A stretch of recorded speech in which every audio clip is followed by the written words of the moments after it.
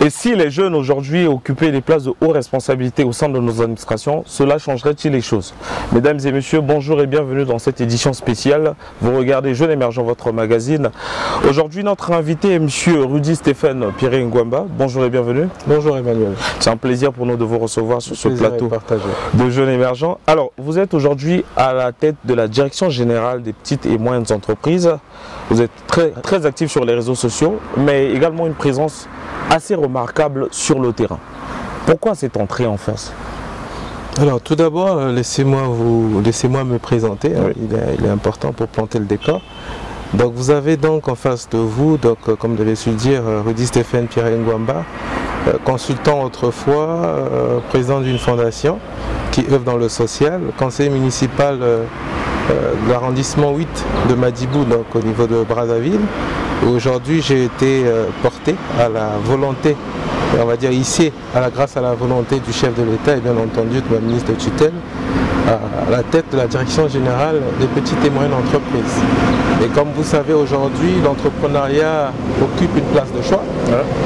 Et dans la vision donc, du chef de l'État qui est celle de hisser la jeunesse, mettre la jeunesse à la tête des institutions.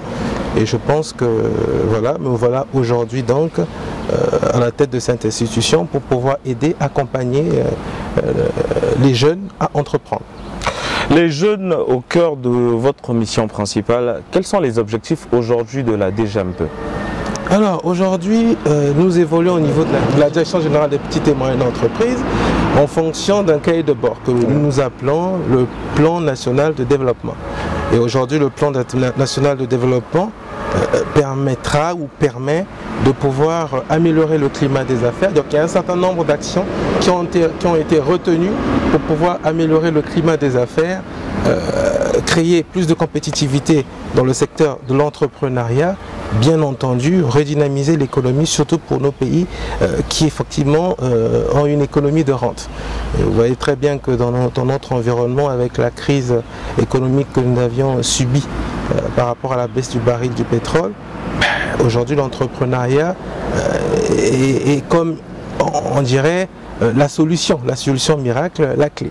Et donc dans nos missions, nous avons donc au sein de la DGPME qui est orientée vers la mise en place, enfin déterminer les étapes de réalisation, on va dire, de la nation, des objectifs de la nation dans le cadre des petites et moyennes entreprises.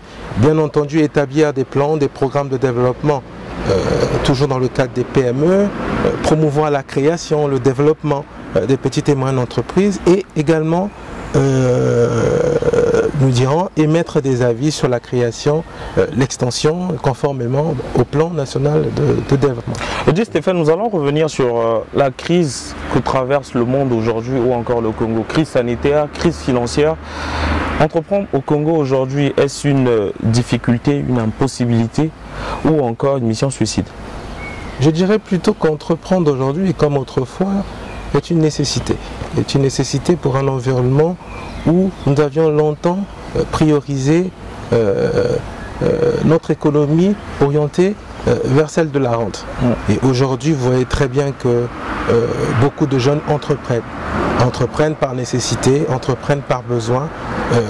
Donc aujourd'hui, je pense qu'il faut entreprendre pour pouvoir se différencier. Il faut prendre le train comme les autres ont su le faire dans d'autres pays. Aujourd'hui, nous citons pas mal de pays, le Ghana, le Rwanda, où nous retrouvons un certain nombre d'entrepreneurs. Et je pense que grâce à la volonté du chef de l'État et du gouvernement, nous avons su créer un écosystème qui permettrait aujourd'hui ou qui inciterait les entrepreneurs à entreprendre. Vous avez parlé du Rwanda, du Sénégal. Par rapport à d'autres pays, sommes-nous en retard et quelle analyse faites-vous du secteur entrepreneurial au Congo? Alors, il ne sied pas de parler de retard.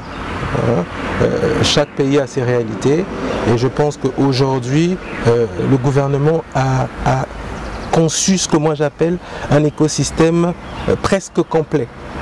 C'est-à-dire que de bout en bout, nous pouvons aujourd'hui accompagner les entrepreneurs, tant dans la mise en place, dans la structuration des projets des entrepreneurs, dans l'accompagnement financier ou non financier. Vous avez aujourd'hui entendu parler de toutes les structures qui existent. Vous avez aujourd'hui l'Agence de développement des petites et moyennes entreprises qui permet aujourd'hui de pouvoir aider les promoteurs à mieux structurer leurs projets afin d'être éligibles lorsqu'ils vont vers les institutions financières de la place. On ne s'est pas arrêté à cela. Aujourd'hui, nous avons le fonds d'impulsion de garantie et d'accompagnement qui est là pour pouvoir impulser les entreprises et bien entendu les accompagner également auprès des institutions financières pour pouvoir les aider à obtenir ce dont ils ont besoin pour pouvoir financer leurs projets. Nous avons plus loin encore, nous avons la bourse de sous-traitance de partenariat d'entreprise qui permet aujourd'hui de mettre en relation les grandes entreprises et les petites entreprises dans le cadre on va dire, du transfert de compétences. Vous voyez que nous avons aujourd'hui, comme je dis, un écosystème presque parfait. C'est vrai qu'il y a des difficultés, il y a des tares à un certain niveau parce qu'il faut comprendre que l'entrepreneuriat c'est tout un écosystème et qui ne dépend pas que des PME, mais il y a un effort qui est consenti pour pouvoir améliorer non seulement le climat des affaires, mais également le quotidien, l'éclosion des entrepreneurs. Avant de parler de l'aide ou des réformes que doit apporter le gouvernement ou certains PME et PMI, nous allons parler des jeunes, aujourd'hui qui représentent 70% de la population congolaise et l'employabilité de l'État devient très difficile. Quelle est aujourd'hui la place des jeunes dans le programme que s'est fixé la DGMP? Écoutez, déjà il faut le dire très humblement, celui qui a la tête aujourd'hui de la direction générale des PME est un jeune. Et cela émane de la volonté du chef de l'État, donc du gouvernement.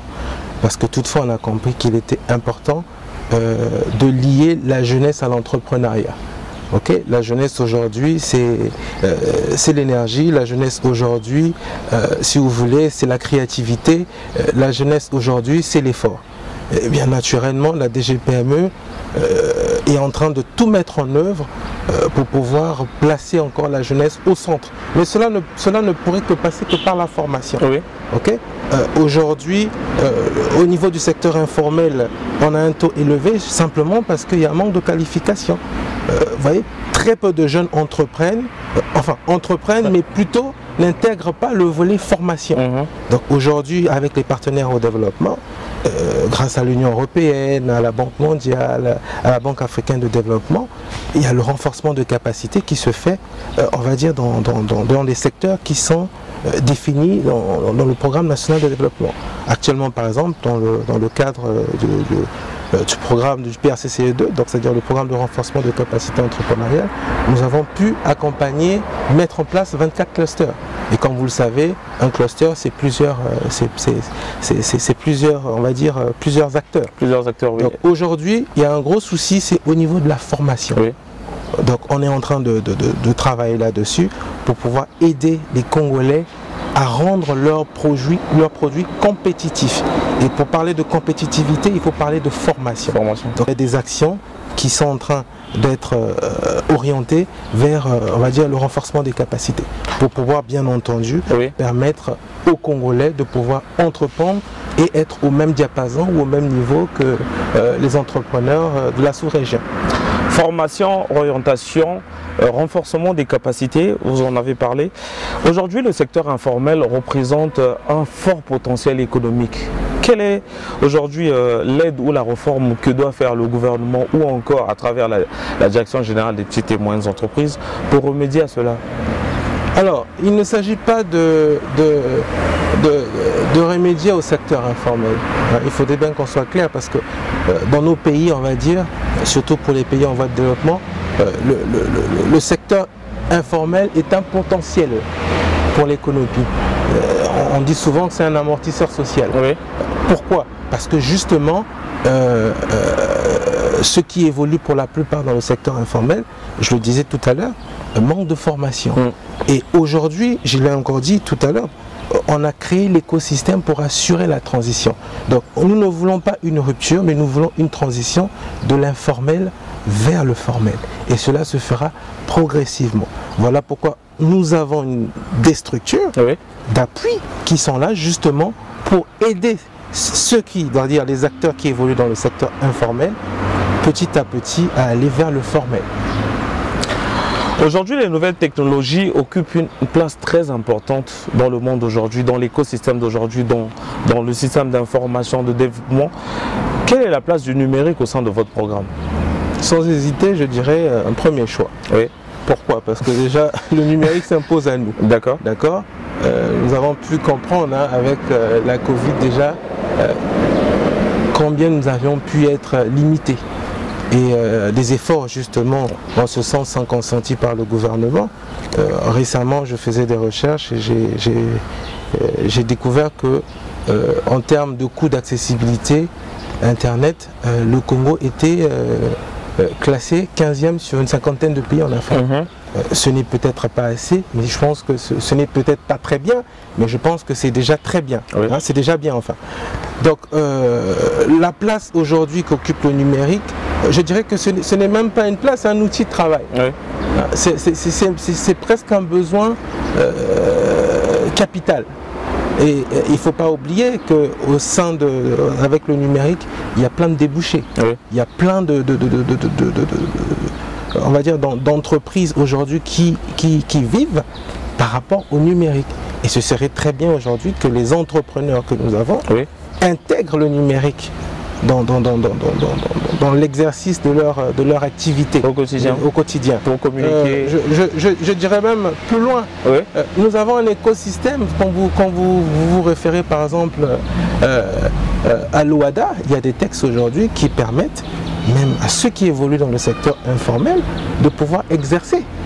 Alors ceux qui évoluent aujourd'hui dans l'informel, dans le cadre du numérique, les webmasters et tout ce qui vont avec, peuvent aujourd'hui, je pense, s'activer afin de pouvoir rendre encore plus attrayant. Stéphane, dites-nous aujourd'hui, est-ce que si on place les jeunes au cœur de nos administrations, c'est une valeur ajoutée pour le Congo? Naturellement. Je pense qu'en face de vous, vous avez bien un jeune. Oui, mais au sein de plusieurs administrations, il y a des jeunes. Mais oui. Si on place à toutes les directions aujourd'hui des jeunes, est-ce que ça sera une réelle valeur ajoutée? Je le disais tout à l'heure que la jeunesse, c'est l'énergie. La jeunesse, c'est la créativité. La jeunesse, c'est, si vous voulez, c'est l'effort. En effet, je pense que dans ce pays, et ceux qui dirigent ce pays aujourd'hui ont été jeunes autrefois, ont pris les responsabilités très tôt. Donc je pense que ce n'est pas un débat. Mais ici, plutôt de conscientiser la jeunesse afin que nous ayons une jeunesse formée, nous ayons une jeunesse éduquée, une jeunesse décomplexée, une jeunesse qui soit capable de pouvoir s'inscrire dans le modèle de réussite des autres. Et pour ce faire, je pense que on voit très bien que il y en a plein qui se démarquent. Oui. Hein? Donc pour moi, je pense que c'est plutôt une bonne chose. Et c'est d'ailleurs la politique du chef de l'État et du gouvernement. De mettre en avant la jeunesse. Mais pour que cela, effectivement, ne soit pas perçu comme un rêve, d'ailleurs ce n'est plus un rêve, celui qui est en face de vous, je le dis et je ne cesse de le répéter, est un jeune, il faudrait que nous nous battons, nous nous organisons à pouvoir incarner cette jeunesse forte, cette jeunesse éduquée et cette jeunesse consciente afin de pouvoir relever le défi. Jeunesse consciente, jeunesse éduquée, jeunesse orientée, jeunesse formée. Vous avez assisté à l'inauguration du FIGA. Aujourd'hui, pour un Congolais lambda, qu'est-ce que ça représente? Alors, pour faire simple, aujourd'hui, il faudrait comprendre une chose. Oui. Il ne suffit pas d'aller au FIGA pour trouver des solutions. Ce qu'il faut faire, c'est qu'aujourd'hui, il existe tout un écosystème. D'accord? Nous avons l'ADPME. C'est-à-dire qu'aujourd'hui, vous avez besoin de structurer vos projets, votre business plan, et cela peut se faire à travers l'ADPME qui accompagne les entrepreneurs. Ouais. Une fois, effectivement, que votre projet est structuré, les questions, on va dire, cruciales sont étudiées au sein de votre projet. À ce moment-là, vous êtes éligible pour pouvoir vous rendre au fonds d'impulsion, de garantie et d'accompagnement qui, lui, c'est-à-dire le FIGA, se portera garant auprès des institutions financières pour vous accompagner. Oui. Parce qu'effectivement, votre projet, si vous voulez, est viable. Oui, viable, remplit certaines conditions. Voilà, exactement, remplit certaines conditions. Donc, nombreux pensent qu'il suffit juste d'aller au FIGA. Non, il y a tout un écosystème. Il faut éventuellement créer votre entreprise, il faut étudier le projet, voir au niveau de l'ADPME comment se faire accompagner pour rendre votre projet justement bancable. Et une fois que cela est fait, vous vous rendez auprès du FIGA qui naturellement a le devoir aussi de pouvoir peut-être vous accompagner dans le cas de l'impulsion. Et bien entendu, si le projet est bancable, il n'y a aucune raison que le FIGA vous accompagne auprès de la banque. En parlant du FIGA et de l'accompagnement financier, beaucoup de jeunes aujourd'hui se plaignent du manque d'informations. L'accessibilité à l'information, c'est quand même difficile. Beaucoup disent qu'ils n'ont pas accès à l'information, qu'ils apprennent toujours en retard. Aujourd'hui, la direction générale des PME, comment est-ce que vous faites pour aider les jeunes à avoir accès à l'information? Justement, vous vous souvenez tout à l'heure, je vous disais que le digital, donc le numérique, oui, le numérique. était un outil pour moi, c'est un outil de travail pour nous, je veux dire. Et nous sommes aujourd'hui en train de tout mettre en œuvre pour pouvoir créer les conditions de vulgarisation de tout l'écosystème du ministère. Oui. D'accord? Et cela passe par justement un site web. Cela passe par la création des différents canaux qui existent sur les réseaux sociaux. Nous sommes là, ce n'est pas un secret de polichinelle, je vais vous le dire, nous sommes en train de travailler par exemple sur un magazine numérique qui sera à la disposition des entrepreneurs pour faire la promotion, non seulement des entrepreneurs, mais également des réformes, parce qu'il y a un gros souci. Rudy, Stéphane, dites-nous, est-ce que dans votre programme, vous avez prévu des descentes sur le terrain? Parce que dans beaucoup de zones reculées, comme vous venez de dire tout à l'heure, l'accès à l'information est assez difficile et tout le monde n'a pas l'outil numérique ou l'outil informatique. Très bien. Alors, c'est très drôle parce que je ne sais pas si vous suivez l'actualité, vous vous rendrez très vite compte que dans les 2 premiers mois qui ont suivi mon installation ou mon arrivée à la tête de la Direction générale des petites et moyennes entreprises, nous avons dans les stratégies de communication et d'accompagnement, nous avons jugé utile, et ce bien sûr avec sous la gouverne de ma tutelle, nous avons jugé utile de pouvoir aller sur le terrain justement. Premièrement parce que nous traversons une période, je dis nous traversons, parce que c'est toujours le cas, une période assez difficile, la crise économique couplée donc on va dire à la Covid, à la pandémie. Il était important, il était capital de pouvoir installer un climat de confiance.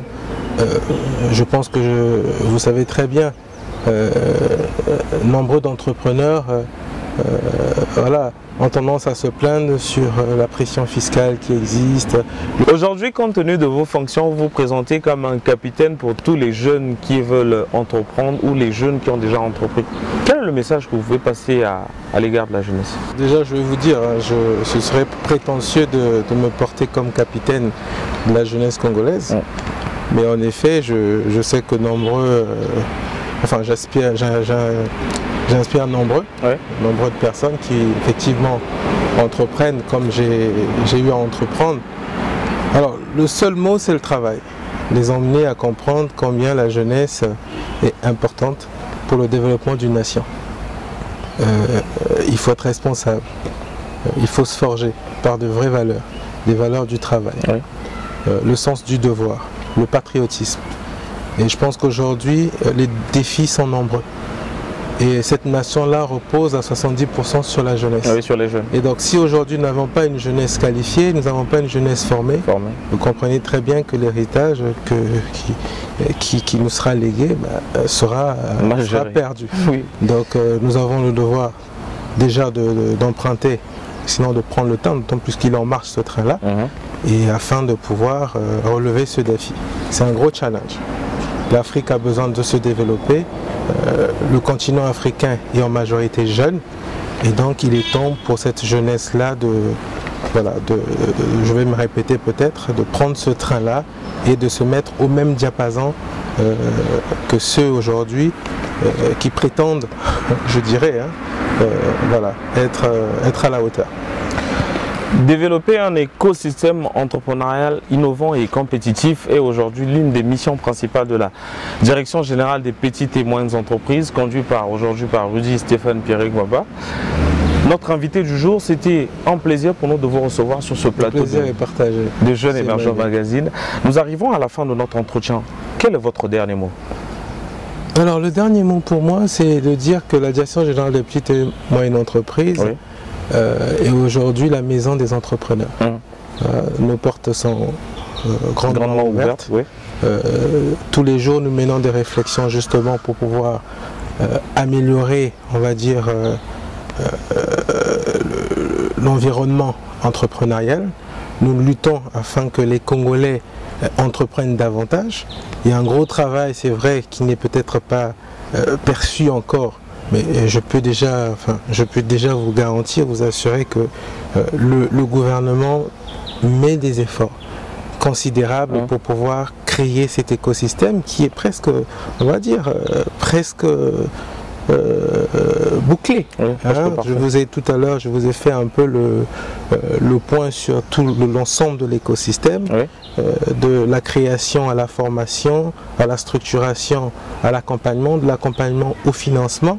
C'est pour dire qu'aujourd'hui nous avons un environnement ou un écosystème. J'insiste encore parce qu'il est très important de le savoir. Nous avons aujourd'hui des structures d'appui qui existent. L'Agence de développement des petites et moyennes entreprises, la bourse de sous-traitance de partenariat d'entreprise, le fonds d'impulsion de garantie et d'accompagnement, l'agence congolaise pour la création d'entreprises. Tout cet écosystème-là aujourd'hui permet de pouvoir favoriser l'éclosion de l'entrepreneuriat au Congo. Et pour pouvoir bien travailler, il faudrait que des deux côtés, nous allons faire des efforts à maximiser sur la vulgarisation effectivement des textes, des réformes, de ce qui a été fait, aux entrepreneurs également de venir et de comprendre un peu comment cet environnement-là fonctionne. Il y a plein de surprises certainement que nous sommes en train de préparer et je pense qu'au moment opportun, nous en parlerons davantage. Merci beaucoup. Je vous en prie.